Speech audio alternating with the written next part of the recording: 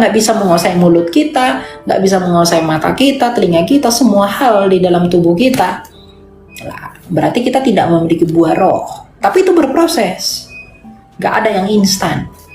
Untuk menjadi baik itu punya proses. Kenapa? Karena semua sudah rusak.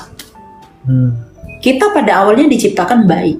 Untuk tujuan yang baik. Kita didesain oleh Allah itu untuk melakukan perbuatan baik. Iya, benar-benar. Iya. Jadi kita melakukan perbuatan baik itu bukan sebuah kehebatan. Karena memang untuk itu kita diciptakan. Untuk melakukan hal-hal yang begitu. Gitu loh. Dan ketika ada dosa, semua itu menjadi rusak dan buyar. Jadi jangan ada yang tepuk dada ketika dia berbuat baik. Bukan. Amin. Karena memang naturnya kita diciptakan begitu. Iya kok. Ya. Wah, luar biasa Kak. Ya, berarti aku harus lebih banyak lagi baca Alkitab nih. Ada lagi yang mau kamu tanya? Ya, itu aja dulu Kak. Terima kasih pencerahannya. Oke. Ya. Tuhan berkati ya bro ya. Semangat selalu bertumbuh dalam iman. Ya. Siap Kak, sama-sama. God bless you. Iya, Tuhan memberkati Anda.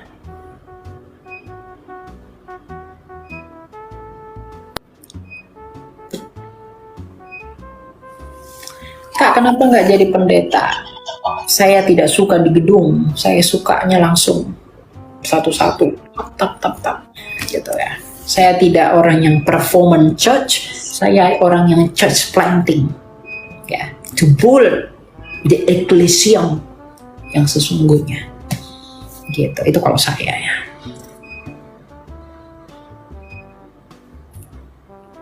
To build up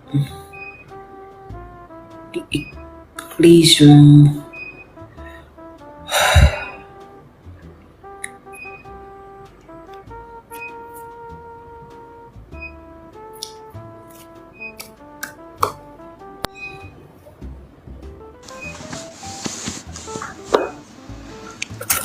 Oh, Silakan Omi. Aduh.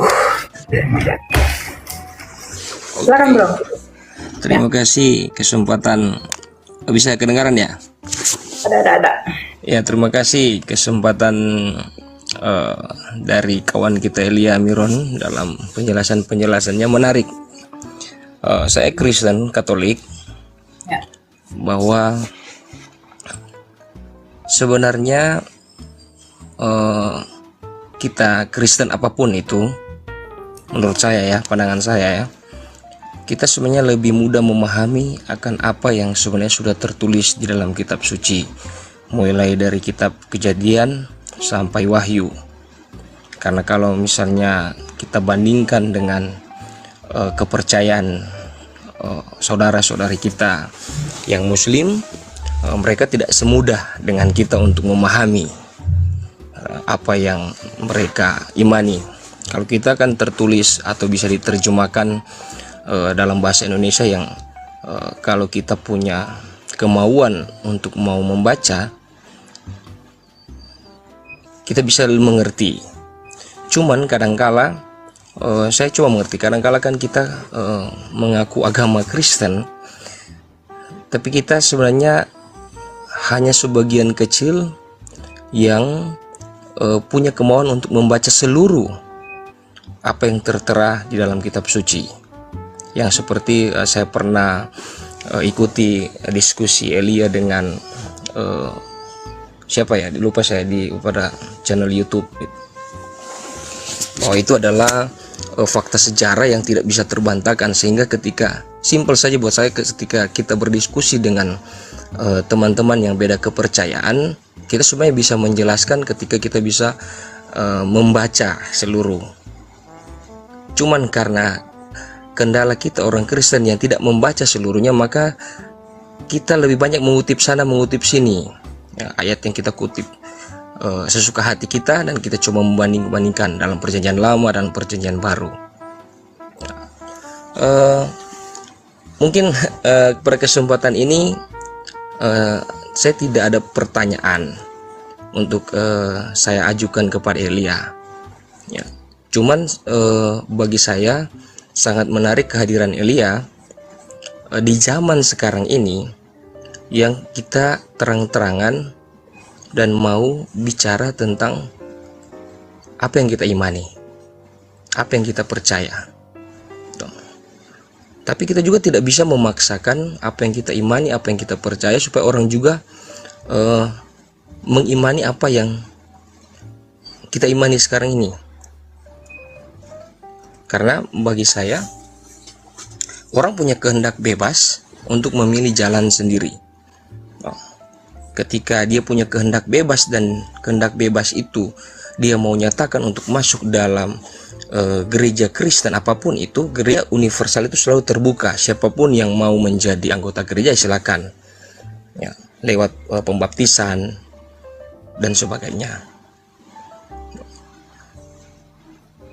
Karena situasi dunia saat ini dengan perkembangan yang ada, hal yang berbicara tentang Yesus yang kita imani, sebenarnya bagi saya, kita hanya bisa menjelaskan kepada orang sesuai dengan apa yang kita rasakan, apa yang kita alami, apa yang kita kenal dalam kehidupan sehari-hari. Baru kita bisa menyatakan itu, menjelaskan itu kepada orang yang dalam artian mungkin dia tidak percaya, tetapi ketika dia melihat cara hidup kita sehari-hari, dari cara bicara, cara berpikir, dan tingkah laku, secara tidak langsung dia lebih memahami. Orang yang tidak punya kepercayaan dengan kita akan lebih mengerti, oh, dia ini Kristen, cara hidupnya seperti ini. Dari situ adalah wujud pewartaan yang sesungguhnya sebagai kita orang Kristen. Karena saya juga pernah membaca ada seorang anak kecil yang dia menggali lubang di pinggir laut. Ketika ditanya, apa yang kamu buat? Ingin mengisi air laut ke lubang yang kecil. Yang mana mungkin bisa terjadi seperti itu. Begitu halnya tentang Tuhan yang kita imani, Yesus, yang bagi saya sebagai orang Katolik, ya jujur saya sebagai orang Katolik, Kristen juga kan ada banyak agama, dan saya sebut ada aliran, ya kan. Sehingga saya lebih spesifikkan, dalam satu rumah, kita biar ibaratkan dalam satu rumah ada beda kamar. Ada kamar 1, kamar 2, kamar 3, kamar 4. Tetapi kita tinggal dalam satu rumah, yakni iman sebagai satu iman, kepercayaan kepada Yesus Kristus. Mungkin sedikit pandangan saya bisa ditanggapi oleh Elia tentang apa yang saya sampaikan tadi. Itu baik, Pak. Bahwa memang saya mau tanya sama Bapak, puncak penyembahan tertinggi itu apa? Ya, kalau dalam pandangan saya, dalam artian karena saya Katolik itu, dalam perayaan Ekaristi, kami dalam Katolikan, dalam perayaan Ekaristi, mengikuti perayaan Ekaristi. Ya. Kalau bagi saya, puncak penyembahan tertinggi itu adalah taat. Ya. Itu penyembahan yang tertinggi. Taat dalam artian apa? Melakukan perintah Yesus. Coba kalau kita baca di dalam Yohanes 21 ayat 15 sampai 17. Ya. Yohanes 21, karena iman itu artinya taat. Nah, katanya begini. Sesudah sarapan, Yesus berkata kepada Simon Petrus, "Simon anak Yohanes, apakah engkau mengasihi aku lebih daripada mereka ini?" Jawab Yesus kepadanya, "Benar Tuhan, engkau tahu bahwa aku mengasihi engkau." Kata Yesus kepadanya, "Peliharalah anak-anak dombaku." Kata Yesus lagi kepadanya untuk kedua kalinya, "Simon anak Yohanes, apakah engkau mengasihi aku?" Lalu jawab Petrus kepadanya, "Benar Tuhan, engkau tahu bahwa aku mengasihi engkau." Kata Yesus kepadanya, "Gembalakanlah domba-dombaku." Kata Yesus kepadanya untuk ketiga kalinya, "Simon anak Yohanes, apakah engkau mengasihi aku?" Petrus pun merasa sedih karena Yesus berkata untuk ketiga kalinya, "Apakah engkau mengasihi aku?" Dan ia berkata kepadanya, "Tuhan, engkau tahu segala sesuatu. Engkau tahu bahwa aku mengasihi engkau." Kata Yesus kepadanya, "Peliharalah domba-dombaku." Jadi orang yang mengasihi Tuhan itu pasti memelihara domba-domba. Nah, apa hubungannya dengan taat? Apa yang diminta oleh Kristus? Misalnya kalau kita baca di dalam Yohanes 4 ayat 34 ya. Coba kita lihat dalam Yohanes 4 ayat 34. Apa dikatakan oleh Tuhan? Kata Yesus kepada mereka, "Makananku ialah melakukan kehendak Dia yang mengutus aku dan menyelesaikan pekerjaannya." Jadi ketika Yesus berkata gembalakanlah domba-dombaku, itu Yunaninya 2 kali bosko. Bosko itu artinya beri makan, beri makan.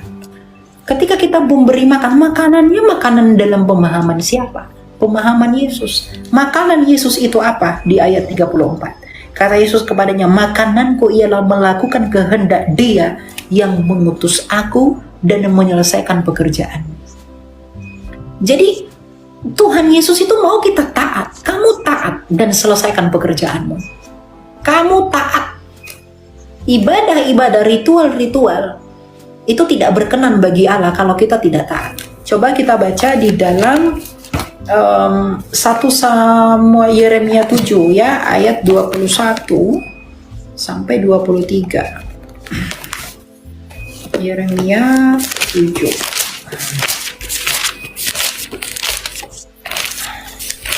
Ayat 21 sampai 23.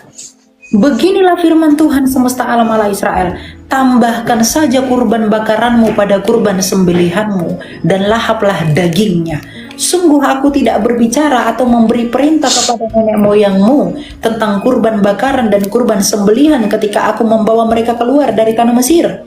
Hanya inilah yang kuperintahkan kepada mereka, dengarkanlah suaraku, maka aku akan menjadi Allahmu dan kamu akan menjadi umatku, dan ikutilah seluruh jalan yang kuperintahkan kepadamu supaya baik keadaanmu." Tuhan nggak pernah bilang kamu bakar ini, bakar itu, lakukan ini, lakukan ritual ini, ritual itu, enggak. Tuhan hanya minta dengarkanlah suaraku dan ikutilah jalan-jalan yang ku mau.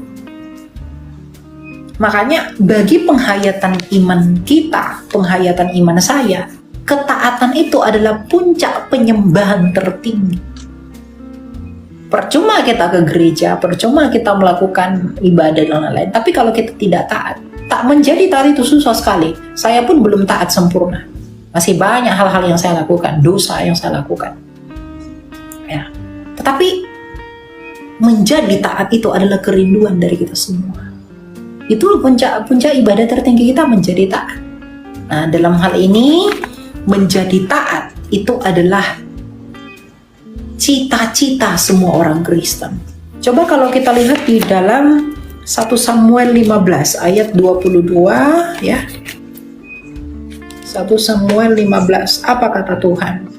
1 Samuel 15 ayat 23 ya.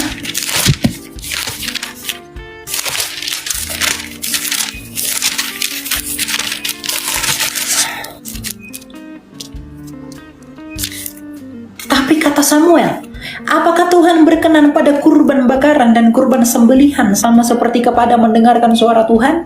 Sesungguhnya mendengarkan lebih baik daripada kurban sembelihan, mengindahkan lebih baik daripada lemak domba jantan.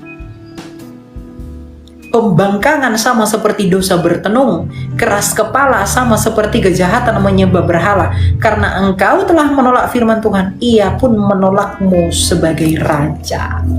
Saul itu dia pengen mengeraskan hatinya, maka Tuhan menghukum dia. Saul itu menyogok Tuhan, Tuhan kamu saya kasih ini, saya kasih ini. Tapi Tuhan tidak mau. Jadi yang Tuhan mau itu apa? Kamu taat. Jadi yang Yesus katakan, bosko, beri mereka makan. Makanannya itu apa? Taat. Dan selesaikan pekerjaanmu, selesaikan panggilanmu. Kita menjadi pengikut Kristus seperti itu. Jadi tujuan kita sebenarnya itu menjadi orang Kristen, puncak tertinggi kita adalah menjadi serupa dengan Kristus. Itu tujuan kita. Dan hal modal yang paling kita butuhkan adalah taat. Bagaimana kita menyelesaikan pekerjaan kita kalau kita itu tidak taat? Gitu. Ya, saya setuju dengan ketaatan yang sudah dijelaskan. Bahwa ketaatan itu sama seperti yang saya bilang, bahwa Kristen, kita kan mengakui orang Kristen, tetapi orang non Kristen itu mengerti bahwa Kristen ini kan ada Kristen Katolik, Kristen Protestan, ada juga aliran-aliran yang Pantekosta dan lain sebagainya, yang dirangkum dengan, saya sangat setuju dengan ungkapan ketaatan. Tetapi ketaatan juga itu kan harus diaplikasikan, diwujud nyatakan dengan bagaimana masing-masing kepercayaan gereja. Ya, contoh seperti saya, karena saya Katolik, saya pakai kata ketaatan itu dengan mewujud nyatakan dengan mengikuti perayaan Ekaristi setiap hari Minggu dan hari biasa-biasa, persekutuan ibadah-ibadah baik kaum bapak ataupun kelompok-kelompok kategori lainnya. Nah, sangat sederhana sebenarnya. Dari kata ketaatan itu kita kan sudah diberikan sebagai makhluk ciptaan yang termulia dan tertinggi secitra dengan Allah. Kita kan sebenarnya sudah diberikan pemahaman untuk tahu mana yang baik, mana yang tidak baik. Nah, simpel saja kalau menurut pemahaman saya, ketika kita memahami tentang Allah dan berbicara tentang keselamatan, ketika kita tahu track jalurnya ketika hidup kita atur dalam jalan kebaikan, tentu sebenarnya kita tidak perlu lagi mempertanyakan soal apakah nanti kita mati masuk surga, apakah yang saya imani benar atau salah, ya kan, seperti itu. Karena Allah sendiri dengan pemahaman yang masing-masing kita dapatkan di gereja kita masing-masing, semuanya dasarnya kita memahami untuk memperoleh keselamatan, ya lakukan hal yang benar. Atau sering kita dengar 7 perintah Allah, 5 perintah gereja, 10 perintah Allah dan sebagainya.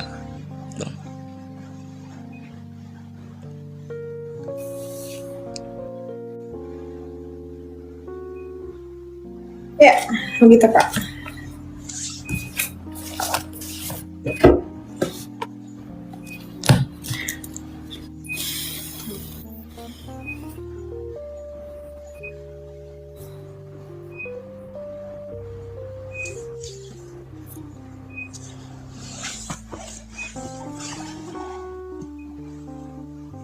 Oke, kalau begitu kita lanjutkan kepada yang lainnya teman-teman ya. Thank you Pak Obi.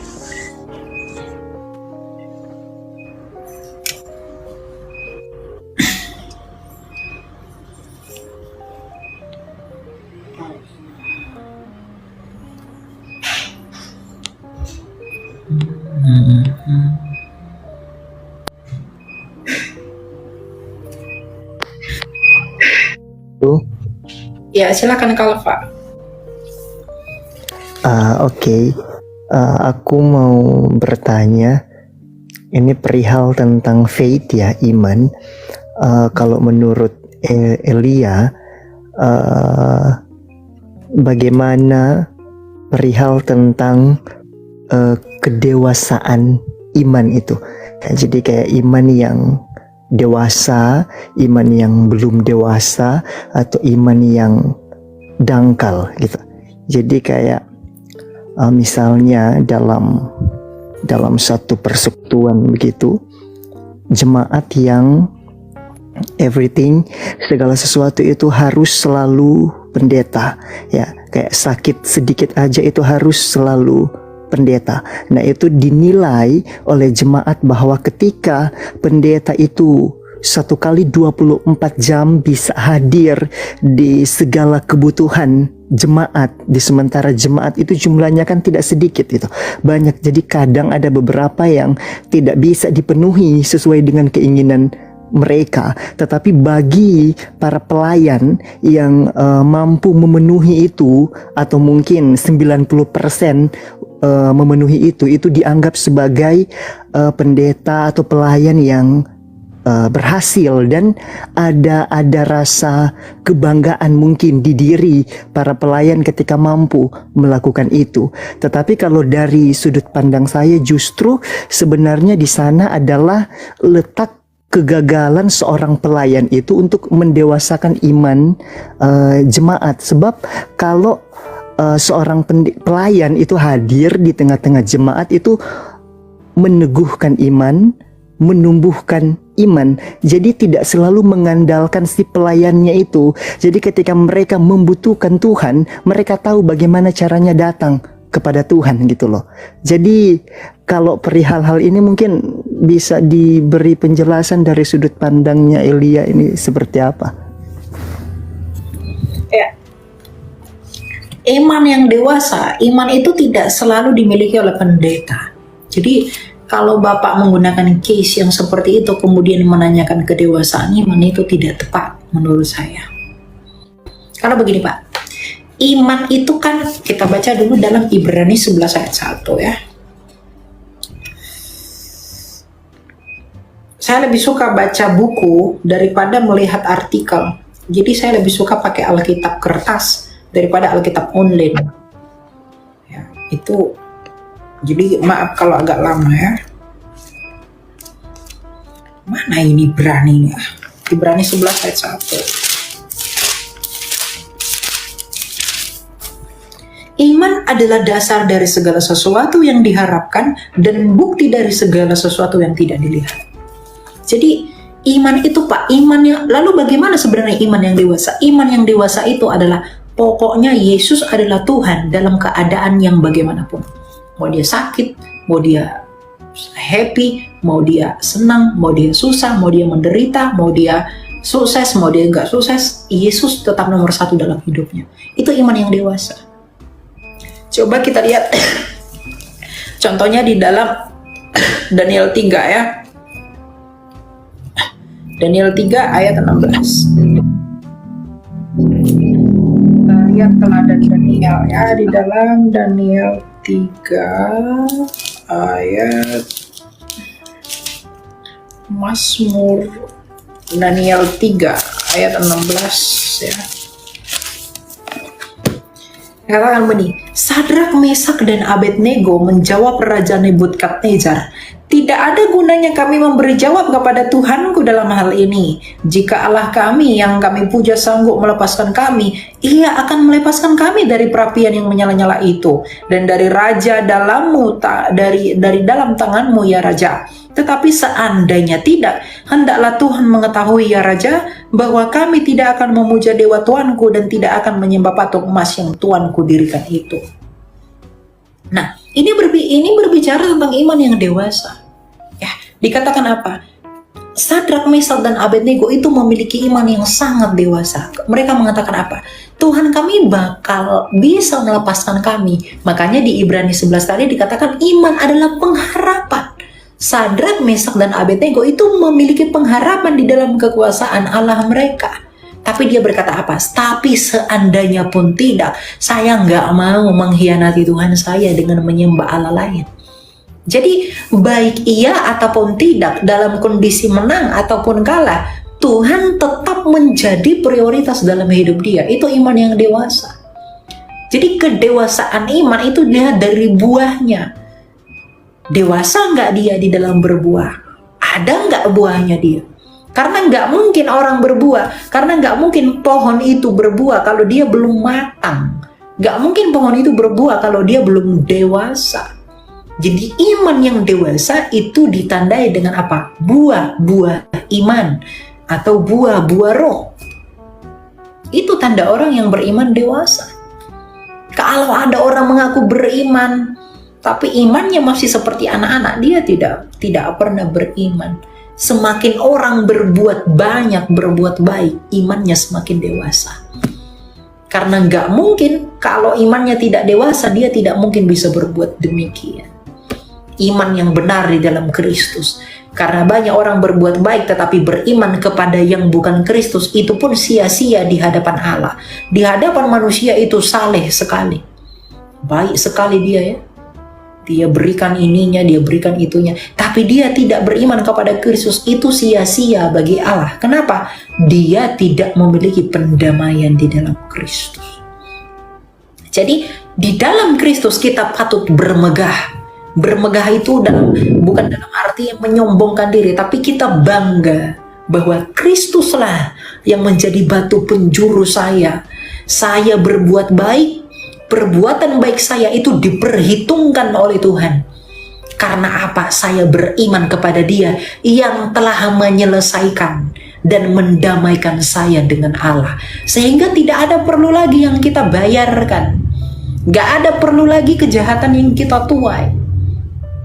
Kalau yang lain berbuat baik tapi tidak beriman kepada Kristus, masih ada hutang dosa yang mereka harus bereskan. Hutang dosa akibat dosa apa? Kematian. Artinya mereka harus mati dulu untuk membayar hutang dosa mereka. Sedangkan kita yang beriman kepada Kristus, hutang dosa sudah dibayar, dipakukan di kayu salib. Maka kita tidak perlu lagi menanggung akibat dosa itu. Tapi perbuatan baik kita itu akan mendapatkan upah. Makanya Yesus berkata apa? Segelas air pun yang kau berikan kepada orang ini, kamu tidak kehilangan upah. Itu iman yang dewasa.